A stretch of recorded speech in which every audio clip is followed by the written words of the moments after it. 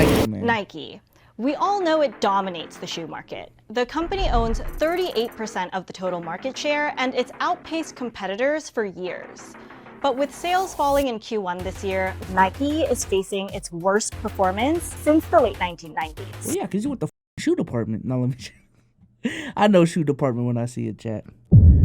And this past February, Nike announced that it will lay off 2% of its workforce as part of its plan to cut $2 billion in costs. So many challenges that Nike has to face right now. Today, there, in my opinion, has never been a better time to be a small brand. While newer brands have been gaining ground and longtime rivals have seen their sales soar, Nike's shoes are continuing to stack up on clearance racks. Bro, you know what it is, bro? I think maybe, I don't want to get too political, but I feel like we're in a stage of capitalism where, like, we don't really want innovation as much as we say we do. To be honest with you, like, everyone is just comfortable with the way things are right now. You know what I'm saying? You like certain shows, you don't like certain shows. I feel like a lot of people aren't really looking for anything new, you know? So what's the plan? Just retro our old shoes. You know what I'm saying? There's been a little bit of a renaissance with like Vomeros popping off recently.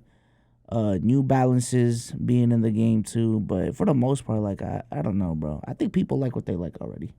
The pressure's on, and Nike is trying to recover from the crucial missteps it took in recent years and pick back up in the areas it used to own in. Now that the company is shifting priorities, Nike might be getting the boost it needs. Let's first take a step back. And I don't know too if they just got whack designers now, bro. But I don't know why, because obviously Air Jordans is the pinnacle of a basketball sneaker turning into a lifestyle shoe, right? And I'm not expecting that. But I still remember when, like, certain LeBrons came out and people bought LeBrons and wore them casually. Like, I still remember when certain KDs came out. Specifically, what was it? The KD6s? The On Pearl KD6s? And people bought that shit to wear casually. Kobe's, I do think Kobe's have always been like a pure basketball sneaker. So I'll give Kobe's that respect. But even like, you know, the answers from Reebok. And I know that's not Nike.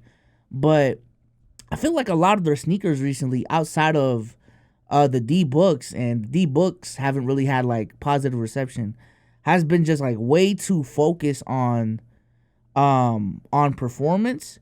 And then in terms of the lifestyle, I mean, they're just milking the fuck out of Air Forces. They're milking the fuck out of SBs and Dunks.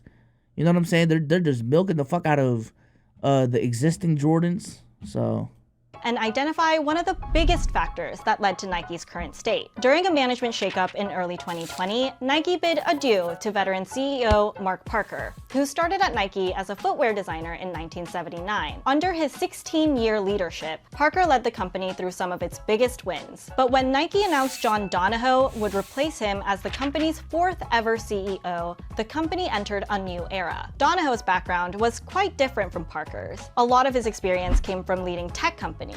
He and other new management members played a big part in advancing Nike's consumer direct acceleration strategy in 2017. This prompted Nike to drastically shift focus in its business model, including a big emphasis on direct-to-consumer channels. You see, back in 2019, Nike saw a lot of growth in e-commerce. By the end of that fiscal year, its sneakers app doubled its number of monthly active users, and sales on the app accounted for roughly 20% of Nike's digital business. Damn, I've never downloaded that app, Chad. I ain't gonna lie. The way I look at sneakers right now is still, let me see what's on Finish Line, let me see what's on Nike.com. I'm going in person, and then if I can't really find a sneaker, honestly, I'm going straight to StockX, bro. I don't even look at which put Nike in a good strategic position when the pandemic hit, and e-commerce became key for many companies' survival. At this point, Donahoe doubled down on the company's ongoing initiatives, and in one earnings call, Donahoe said, "The consumer today is digitally grounded and simply will not revert back."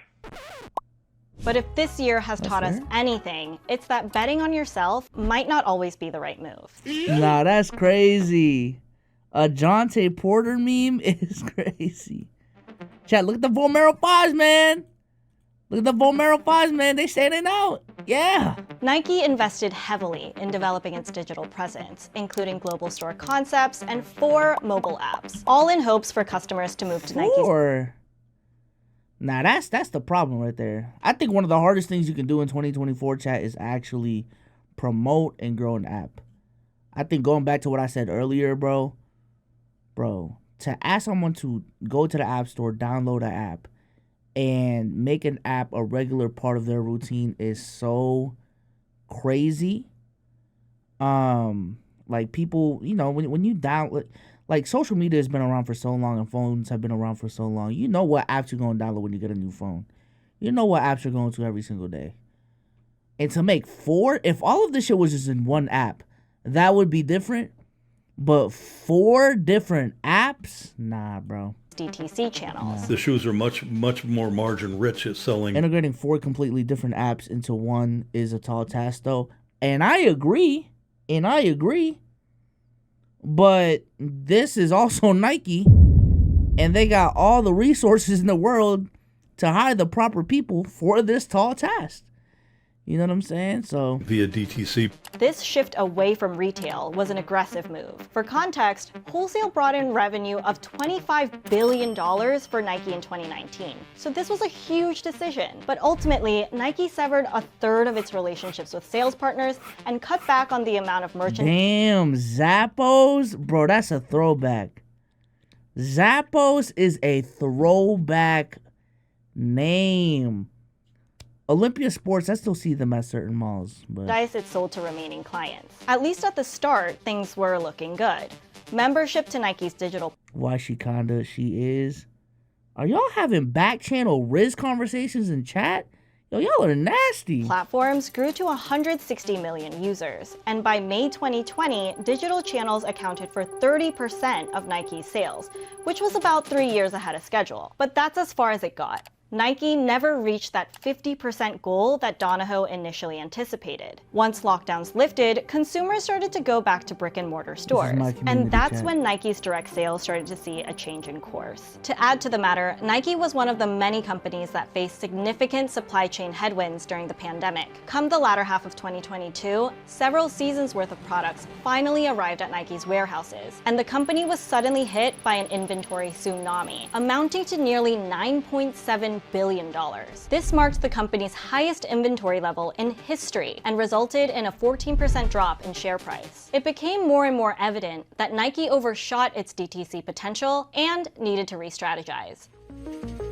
They pushed way too hard and fast on trying to grow their own DTC business at the expense of their wholesale partners. Stuck managing its own inventory, Nike attempted to protect its brand value by selling many of its products through widespread discounting, but not just on their own. At the time, there was a strong demand for Nike products from wholesale channels. I think they've come to a realization that they need those partners to bring products to consumers where they can't reach them otherwise. So Nike, like the Sorry X, came crawling back to some of its wholesale partners. And while these companies... Yeah, I think sometimes, bro, I think we overestimate how impactful the internet is.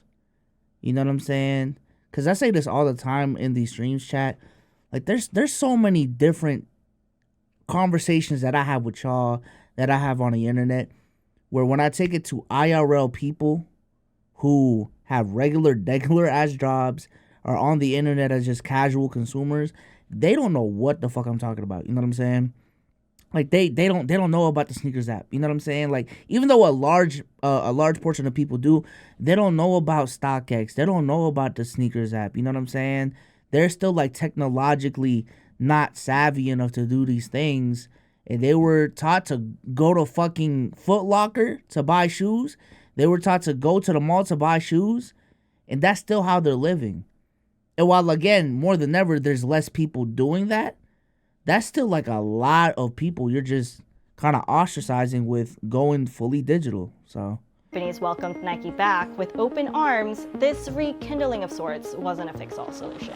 Nike definitely deprioritized some of their opening price point footwear during the pandemic and during this push to DTC. It's starting to come back. I would not tell you that they're back anywhere close to where they had been. Still, Nike generally has strong pricing power, which is largely due to how much thought the company puts into managing the marketplace. I think most brands use a much more channel segment. I miss walking into Foot Locker and being able to have a selection of actual good Jordans to buy. It's coming back though. I don't know if you've recently been to Foot Locker, or maybe not Foot Locker, but like Nike stores. Like I have a Nike store near me. Like they got a decent amount of selection in there. Like a lot of the recent releases, they're not selling out as fast as they used to, so they're going straight to the shows. Which is a much more blunt instrument. Nike, I think, takes a much more detailed approach and says all the way down to the door front, this is where we're going to put the product for this particular release. To hit revenue goals, Nike decided to churn out some of its top-selling products. Like these, the Pegasus and the Air Force Ones, but not quickly enough, because fashion is a fickle industry. And sales are weakening due to fluctuations in consumer demand and competitive pressure. In fact, they're not the big dogs anymore, man. I'll give them that, bro. So some of this is just your competitors being better. You know what I'm saying? Like New Balance. Shout out to New Balance, Boston owned brand. New Balance is really like shown the fuck up over these last 2 years.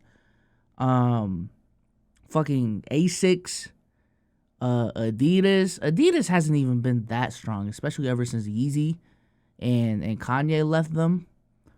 But like Adidas is still there, you know what I'm saying? So in fact, retailers are continuing to slash prices on Nike sneakers at a rate that's nearly double the amount 2 years ago. The Nike looks really tired at retail. Living on a new colorway of an old established shoe is not a formula for success. Matt goes on to say that the turnover rate for fashion shoes is shorter than 5 years. But brands can extend the time span of a product line through scarcity, the lore of a product, if you will. The Jordan line, for instance, is a multi-billion-dollar brand that was built on this model. Nike releases often sold out within seconds. For example, in 2021, demand on the sneakers app grew by 70% compared to the year before. Nike only met 7% of that demand, meaning it was leaving profit. New Balances have always been the Unk shoe, bro. They've always been the, honestly, they've always been the suburban. Like when I think of suburban white dads, I think they're either wearing New Balances or the white shoe with the blue lining from Nike with like just a regular degger ass like Nike check, bro. On the table. So the company tried to meet more of the demand, but this turned out to be a double-edged sword. In making the product more widely available, the hype behind its product simmered. And now Nike announced that it too will go back to its OG approach and pull back on some of its big franchises. But really, these limited supply shoes are coveted by sneakerheads, and they only make up a small portion of Nike's total consumers. I think Nike's greatest emphasis right now is on the innovation side. The company's brand identity is so connected to its innovative culture, especially in one of Nike's legacy categories. Yeah, I think they need to make the casual shoe that's affordable for everyone. And I think the Vomeros have been a comeback in that department for them. But the last time they had a casual shoe that was new, that wasn't a retro, that was affordable by everyone, was the Roshe runs, bro. Bro, the Roshe runs. Dude, do y'all remember peak Roshes, man? Do y'all remember those custom black Roshes with the rose Nike swooshes? Do y'all remember those? Do y'all remember the Yeezy edits, the Yeezy colorways of those Roshes? That was the last time like a $75 sneaker, under $100 sneaker that was new IP came out from Nike. And that shit, like, everyone wanted that shit. I feel like a lot of these sneakers that they're releasing now, they're starting off too high. 170, 180, they're retros. So now we're just, all right, you got your shoes. I don't like them. Like, what, do you guys have anything new to offer? And Like, these shits right here on the shelves, they just have not hit, bro. The closest thing that has hit, and it hasn't even hit, I think the LeBron 20s had a decent amount of hype. The LeBron 20s and the colorways that they had. I haven't seen some people trying to wear them, like, casually. LeBron 20s are calm, but outside of that, bro... Performance running. Think of Phil Knight, the co-founder of Nike, who sold these shoes out of the trunk of his car. Nike's origin story was rooted in running shoes. When Nike dropped the ball on this front, it provided space for competitors to start eating at its market share. So while they have some innovation at the very top end of the market, that sort of real sweet spot of $100 to $150 where Hoka, On, Brooks, Asics are all winning. Many consumers shifted their interest to newer brands that boast unique, techie designs, like those thick foamy insoles from Hoka or On Running. I've seen a decent amount of people have Hokas too. Patented cushioning system. I do not see Nike's number one share position in jeopardy. Where companies can currently tap into Nike's vulnerability is in the sports lifestyle section. Think of the New Balance 990s or Adidas Sambas or Gazelles that everyone seems to have these days. That's where I would expect Adidas to have its greatest impact on Nike if they are able to grab some share from them. And Nike recognizes that. I still see motherfuckers wearing Hirachis. Bro, I still got Hirachis, man. I don't know if y'all saw them, man. I still got Hirachis now. I still got some blue Hirachis. Hold on. You know what I'm saying? Something light. These are from like 2018 though, 2017. You know? These are still cool. These are still calm. Back in September, Donahoe reiterated that the company is focused and mobilized to address areas where we need to raise our game. Remember, this is the company that has created some of the most cutting-edge pieces of shoe technology. The Air Max Bubble, Nike Flyknit, and even those shoes that could tie themselves. The big issue, though, is that this product takes months and months and months to... Bro, you know what I thought, like, was going to be a bigger thing for Nike? The Flyknit Racers. Do y'all remember those, chat? I actually bought a pair when I started making YouTube money, but they always made me look like a fucking, like, elf, bro. Like, not the heel, the toe. The toe was always too pointy, so I never wore them, because every time I would look down, they looked so fucking whack, and I just never really wore them. But the Flyknit Racers, what was it? Flyknit... Specifically these ones right here. I forgot what these are called. Yeah, okay. I should have. The multicolor ones, because the whole deal with the multicolor ones, chat, was every single pair, because of the process that they use, had technically like a different color. Like, you were going to get multicolor, but no two pairs were the same. But bro, these shits right here were so hyped up. And honestly, I thought they were going to last longer than what they did, bro. I thought this was going to be a signature, like, style and line that Nike was going to, like, go into. But they just never really built on it, man. And looking back, man, if these released today, I wouldn't buy them. They do look ass in hindsight. But at that time, bro, Flyknit Racers got it. Flyknit Racers did got it. Bring to market. So while it's absolutely the right thing to do, it's not a quick fix. In a recent statement, Nike announced a new lineup of footwear and apparel products to kick off a multi-year innovation cycle. It's got to come season after season after season. It's not just one product or one platform. It's going to be continuous. Products that, according to them, will bring the innovation, performance, style, and comfort consumers will be excited about for years to come. Even though Nike expects revenue to grow just 1% for fiscal 2024, the company is still unmatched within the footwear industry. During Donahoe's time at the helm, sales have grown. Just between 2021 and 2023, Nike saw revenue growth of about 15%. Nike is massively dominant, 4 times the size of Adidas. Meaning Nike can make big swings without taking too much damage. Nike is so big today, they can do whatever they want. Just take a look at how it's recently handled its endorsement deals. After losing Tiger Woods, a partnership that lasted for more than 27 years, Nike didn't just sit idly by. It went hard, outbidding competitors and landing a deal with Caitlin Clark. Yeah, bro. Yeah, Nike still got it. Nike still got it. Nike still got it. They have such a chokehold on the industry, and everyone is playing catch up so much that even on down years like this, it would take like legitimately another decade of down years for Nike to not be what Nike is right now. And I don't think that's gonna happen. You know what I'm saying? It is crazy though that Nike is such a big company that they can hand out lifelong $1 billion deals and that still be deemed like financially beneficial for them. Like, you know how crazy your revenue gotta be, chat, to hand out lifelong $1 billion deals and still profit from that, bro? Like, that's so crazy. I don't think y'all understand that, bro. To just one individual on your brand. You know what I'm saying? You're handing out 200 here, 300 here, 30 over here, 50 over here. And you're making so much money as a company that it makes sense. Like Nike's different, bro. Nike is different. But all right. Missed the old Nike commercials. As an athlete, Nike still got it, but they need more casual stuff. Yeah.